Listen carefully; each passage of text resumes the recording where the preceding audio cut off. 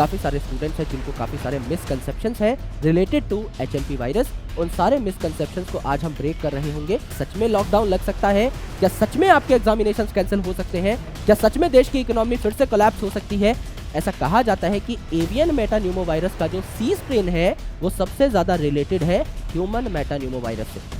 Now the most important thing, question of the century, सबसे बड़ी बात कि क्या पेपर कैंसिल होंगे? क्या हमारे 12th क्लास के बोर्ड, 10th क्लास के बोर्ड, नीट जेई का पेपर कैंसिल होगा? The answer is so hello everyone, कैसे हैं आप सब लोग? I hope each and every one of you is doing absolutely good. My name is doctor Vipin Kumar Sharma और मैं आप सभी लोगों का तहे दिल से स्वागत करता हूं हमारे इस प्यारे से प्लेटफॉर्म। तो दोस्तों, आज मैं एक बहुत जरूरी मुद्दे के बारे में आप लोगों से चर्चा करना चाहता हूं। काफी सारे स्टूडेंट्स हैं जो परेशान हो रहे हैं, काफी सारे स्टूडेंट्स हैं जिनको काफी सारे मिसकंसेप्शंस हैं रिलेटेड टू एचएमपी वायरस। उन सारे मिसकंसेप्शंस को आज हम ब्रेक कर रहे होंगे। एक बहुत छोटे सेशन में आपको सबसे सटीक इन्फॉर्मेशन मैं दे रहा हूंगा। क्या सच में लॉकडाउन लग सकता है? क्या सच में आपके एग्जामिनेशंस कैंसिल हो सकते हैं? क्या सच में देश की इकोनॉमी फिर से कोलैप्स हो सकती है? इन सारी चीजों के जवाब आपको मिल रहे होंगे इस छोटी सी वीडियो में। And we will start from scratch, we will start from the fundamentals of a virus, of its pathogenicity. एक एक चीज के बारे में यहां पर डिस्कशन होगी। सो प्लीज मेक श्योर आप अपनी जागरूकता के लिए ये 5 मिनट मुझे दे दे। एंड अगर आपको ये वीडियो अच्छी लगे तो आप अपने दोस्तों तक जो कि परेशान हो रहे हैं उन तक भी ये वीडियो जरूर पहुंचाएं। तो दोस्तों, आपने इस वायरस का नाम सुन लिया होगा, एचएमपी वायरस का नाम। अभी तक न्यूज आर्टिकल्स में या फिर अलग अलग न्यूज़पेपर्स में या सोशल मीडिया पर आपने हजारों बार इस वायरस का नाम सुन लिया होगा। यस, हम यहां पर जानेंगे कि इसका मॉर्टेलिटी रेट कितना है, यानी अगर ये वायरस 100 लोगों को इन्फेक्ट करता है तो उनमें से कितने लोगों की डेथ हो सकती है। दूसरा, सिम्टम्स क्या है, आपको किस प्रकार के सिम्टम्स अपनी बॉडी में दिखाई देने लगे कि आपको एक डॉक्टर को कंसल्ट करना पड़ जाए। क्योर है भी या नहीं, या अगर क्योर नहीं है तो प्रिवेंशन किस हिसाब से हम कर सकते हैं, अपने और अपने परिवार का ख्याल किस तरीके से रख सकते हैं, अपने और अपने परिवार को सेफगार्ड किस तरीके से कर सकते हैं, ये भी हम देखेंगे। And is it really a threat? क्या ये वायरस सच में इतना पावरफुल है कि ये पूरे के पूरे विश्व में लॉकडाउन लगा सके, दोबारा से सारी की सारी चीजें अस्त व्यस्त कर सके? इन सारी चीजों के बारे में अभी चर्चा हो रही होगी। तो दोस्तों, वायरस का नाम जो है वो है एचएमपी वायरस, यानी ह्यूमन मेटान्यूमोवायरस। और इस वायरस के बारे में काफी सारे मिनिस्टर्स ने, खासकर हेल्थ से रिलेटेड मिनिस्टर्स की टिप्पणियां मैं आपको यहां पर दिखा रहा हूं। तो हमारे यूनियन हेल्थ मिनिस्टर जो है नड्डा साहब, इन्होंने क्या कहा? इन्होंने कहा कि मेरे भाई, अभी तक ऐसा कुछ अलार्मिंग सिचुएशन नहीं आई है, there is no reason to be worried. और अलग अलग स्टेट के जो मिनिस्टर्स हैं इन्होंने भी कुछ ऐसी ही टिप्पणियां दी हैं, जैसे no one has to worry, ये कहा है आपके महाराष्ट्र के हेल्थ मिनिस्टर ने। सिमिलरली पंजाब के हेल्थ मिनिस्टर ने कहा है कि आप काम रहिए, कोई भी ऐसी बड़ी बात नहीं है जो हम टैकल ना कर पाए, हम लोग वेल इक्विप्ड हैं। एंड सिमिलरली एक और स्टेट के हेल्थ मिनिस्टर ने कहा है कि बेसिकली हम अपने सर्जन्स को तैयार कर रहे हैं टू एंश्योर अगर कोई ज्यादा दिक्कत आ भी जाए तो भी हम चीजों के साथ कोप अप कर पाए, जनता को प्रॉब्लम ना हो, देशवासियों को प्रॉब्लम ना हो। अब दोस्तों देखिए, एचएमपी वायरस यानी ह्यूमन मेटान्यूमोवायरस है क्या? अब नाम में ही है ह्यूमन मेटान्यूमोवायरस, यानी एक वायरस है जो ह्यूमन को इन्फेक्ट करता है। एंड नाम में आ रहा है न्यूमो, यानी न्यूमोनिया का साउंड आ रहा है, यानी ये न्यूमोनिया लाइक सिम्टम्स कॉज करेगा, यानी रेस्पिरेटरी डिजीजेस आपको कॉज कर रहा होगा। फैमिली अगर आप देखें तो फैमिली भी है न्यूमोविरिडी, यानी यहां पे भी न्यूमोनिया का साउंड आ रहा है।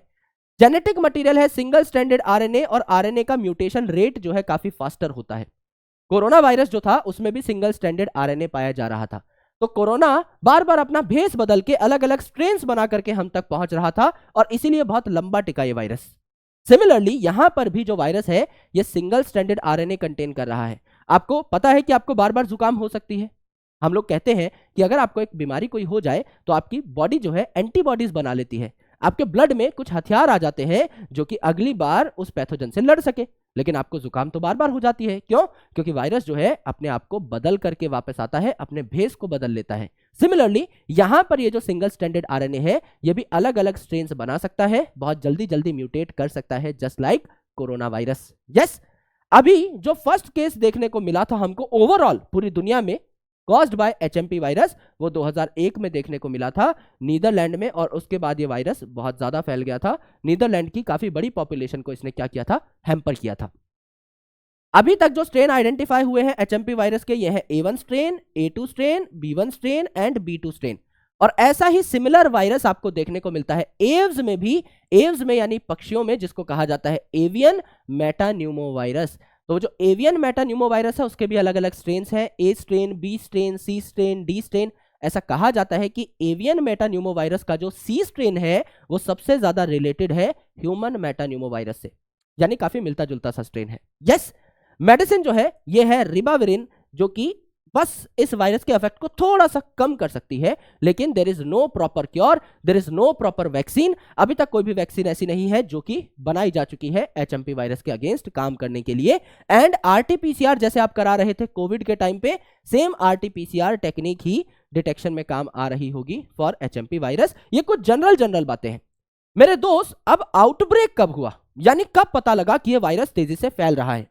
तो नॉर्दर्न चाइना का जो रीजन है, स्पेशली जो बीजिंग के आसपास का रीजन है, वहां पर ये जो वायरस है ये फैलना शुरू हुआ 16 से 22 दिसंबर के बीच।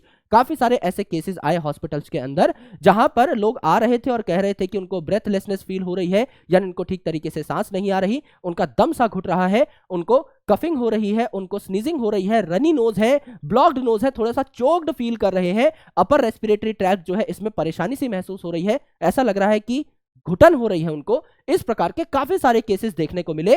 तो Chinese centre for disease control and prevention ने देखा कि एक हफ्ते के अंदर सिमिलर केसेस कई सारे आए हॉस्पिटल्स में। तो इन्होंने कहा भाई कुछ तो गड़बड़ है। सिम्टम सबके एक जैसे थे, यानी अपर रेस्पिरेटरी ट्रैक्ट में इन्फेक्शन था, है ना, यानी ये जो आपका ट्रेकिया है इसके जस्ट नीचे वाला जो पार्ट है आपका ब्रोंकाई एंड ब्रोंकियोल्स, इनमें एफ्लिक्शंस हो रही थी, इनमें म्यूकस भरा जा रहा था, जिस वजह से ये जो पैसेज है ये ब्लॉक हो रहा है, सांस लेने में तकलीफ हो रही है। कॉमन कोल्ड लाइक सिम्टम्स हैं, यानी कि नाक बह रही है या ब्लॉक हो जा रही है, सांस लेने में तकलीफ हो रही है, गले में खराश हो रही है, गले में दर्द हो रहा है, बुखार चढ़ रहा है, एंड एक्सट्रीम केसेस में आपकी बॉडी पर रैशेस भी देखने को मिलते हैं। लेकिन जैसा कि आपको केस देखने को मिला था कोरोना में, SpO2 लेवल्स बहुत ज्यादा डिक्रीज हो रहे थे और ऑक्सीजन सिलेंडर्स की एक हैवी डिमांड जो थी वो जनरेट हो गई थी, जो कि भारत अच्छे तरीके से फुलफिल नहीं कर पा रहा था। यस, अब वो वाली दिक्कत जो है यहां पर बहुत हद तक देखने को नहीं मिलेगी। कुछ ही ऐसे पेशेंट्स हैं जिनकी बॉडी में एकदम लो ऑक्सीजन होगा, जो पहले से इन्फेक्टेड होंगे, उन्हीं को क्या किया जाएगा, ऑक्सीजन देने की जरूरत पड़ेगी। बाकी ये जो कॉमन सिम्टम्स है ये आपके विद टाइम ट्रीट हो सकते हैं। तो जिस दिन आपको वायरस इन्फेक्ट करेगा उससे 8-10 दिन के अंदर आपको ये सारे के सारे सिम्टम्स देखने को मिलेंगे और आपको ऐसा लगेगा कि आपको कॉमन कोल्ड ही हुआ है और कुछ दिन बाद आप ठीक भी हो जाएंगे। यस, तो सीरियस किन के लिए है यह बीमारी? क्या मेरे लिए सीरियस थ्रेट है? मेरे लिए सीरियस थ्रेट नहीं है अगर मेरी इम्यूनिटी अच्छी है तो।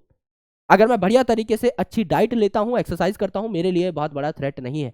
बहुत छोटे बच्चे जो इन्फेंट है, जिनकी उम्र 1 साल से कम है, और बहुत बूढ़े लोग जिनकी उम्र बहुत ज्यादा हो चुकी है, उनकी इम्यूनिटी एकदम डिक्लाइंड है, या कुछ ऐसे लोग जिनकी इम्यूनिटी पहले से ही कम है, वो इम्यूनो कॉम्प्रोमाइज्ड है, उनकी बॉडी जो है बहुत अच्छे तरीके से, उनकी रोग प्रतिरोधक क्षमता काफी कम है, अच्छे तरीके से उनकी बॉडी पैथोजन से नहीं लड़ सकती, या फिर कुछ ऐसे लोग जिनको पहले से ही बीमारियां हैं, जैसे COPD है, क्रोनिक ऑब्स्ट्रक्टिव पल्मोनरी डिजीज यानी लंग से रिलेटेड डिजीज है, अस्थमा है, सांस संबंधी इनको प्रॉब्लम्स है अगर पहले से, तो इनको सजग रहने की जरूरत है।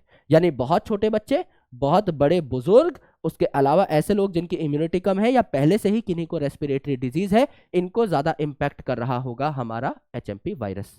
प्रिकॉशंस क्या है? प्रिकॉशन सिंपल है, हाइजीन को मेंटेन रखिए, हाथों को बढ़िया तरीके से धोइए, कहीं बाहर से जब आप आए हाथों को रगड़ रगड़ के साफ करना है, सैनिटाइजर एक साथ रखना है। यस, उसके अलावा सोशल डिस्टेंसिंग का पालन करना है। किसी को आपको ऐसा लग रहा हो कि भैया सिम्टम्स हैं इस वायरस के, किसी को कॉमन कोल्ड हो रखा हो, उससे दूर रहिए क्योंकि ड्रॉपलेट से फैल सकता है। यस, तो कोई स्नीज कर रहा है, स्नीज आप भी कर रहे हो तो अच्छे तरीके से स्नीज करो, किसी और के मुंह पे ना छींक दो जिससे कि उसके पास ये वायरस ट्रांसमिट ना हो जाए। मास्क लगा के रहिए, कोशिश करिए कि अपने आप को हाइड्रेटेड रखें, खूब सारा पानी पीजिए, अच्छे फल खाइए, सब्जियां खाइए, बढ़िया तरीके से अपनी डाइट लेते रहिए। कोई भी ऐसा इंसान जो आपको लगता है कि सिम्टम शो कर रहा है इस बीमारी के, उससे थोड़ा सा दूर रहने की जरूरत है। करेक्ट। मॉर्टेलिटी रेट जो है, जो लोग बहुत ही ज्यादा सेंसिटिव है इस बीमारी के लिए, इन लोगों में मॉर्टेलिटी रेट 1% है। यानी ऐसे लोग जिनको ये बीमारियां पहले से हैं, रेस्पिरेशन संबंधी बीमारियां पहले से हैं, या जिनकी इम्यूनिटी कम है, उनमें आपका 1 to 1.5% का मॉर्टेलिटी रेट है। अगर आप बहुत अच्छे हैं हेल्थ में तो आपके लिए नॉर्मल खांसी जुकाम बुखार जैसा है, हॉस्पिटलाइजेशन की इसमें यूजुअली बहुत ज्यादा जरूरत नहीं पड़ती, until unless there is a very extreme case. इन्हीं लोगों के केस में आपको, एक्सट्रीम केसेस में ही आपको हॉस्पिटलाइजेशन की जरूरत पड़ेगी। तो कोशिश करिए कि घर पे रहें, आराम से बैठ करके अपना काम धंधा करें। Now the most important thing, question of the century, सबसे बड़ी बात कि क्या पेपर कैंसिल होंगे? क्या हमारे 12th क्लास के बोर्ड, 10th क्लास के बोर्ड, नीट, जेई का पेपर कैंसिल होगा? The answer is no. अलग अलग हेल्थ मिनिस्टर्स ने अपनी टिप्पणी इस चीज पर दे दी है और उन्होंने साफ साफ कहा है कि we are more than equipped for this condition. हम कोरोना से भी बहुत अच्छे तरीके से निकल गए थे और ये जो वायरस है ये उतना ज्यादा डेडली नहीं है। मॉर्टेलिटी रेट इसका इन लोगों के लिए थोड़ा सा ठीक ठीक सा है, लेकिन हेल्दी लोगों के लिए the mortality rate is absolutely negligible. तो यहां पर हॉस्पिटलाइजेशन की कंडीशंस काफी कम आती हैं। इनकेस अगर हॉस्पिटलाइजेशन की कंडीशन आती भी है तो भी पेशेंट को बचाया जा सकता है। यस और आपको थोड़ा सा अवेयर भी रहना है क्योंकि हो सकता है गवर्नमेंट अभी वैक्सीनेशन के ऊपर काम करे। जैसे इमीडिएट वैक्सीन बना दी गई थी with in a few months for corona virus, similarly उस तरीके से हो सकता है आपका इस वायरस के लिए भी वैक्सीन तैयार की जाए। तो आपको थोड़ा सा अवेयर भी रहना है। सबसे पहले अच्छे तरीके से वैक्सीन लेना है। अपने और अपने परिवार को आपको क्या करना है, सिक्योर करना है। तो क्या पेपर कैंसिल होगा? पेपर बिल्कुल कैंसिल नहीं होगा। पढ़ाई करते रहें, किसी की बातों में ना आए, ये होगा वो होगा, देश में लॉकडाउन लगेगा, अभी ऐसी कोई इन्फॉर्मेशन नहीं है। और इन्फॉर्मेशन आएगी तो सबको साथ में आएगी, but there are extremely no chances of this thing to be done.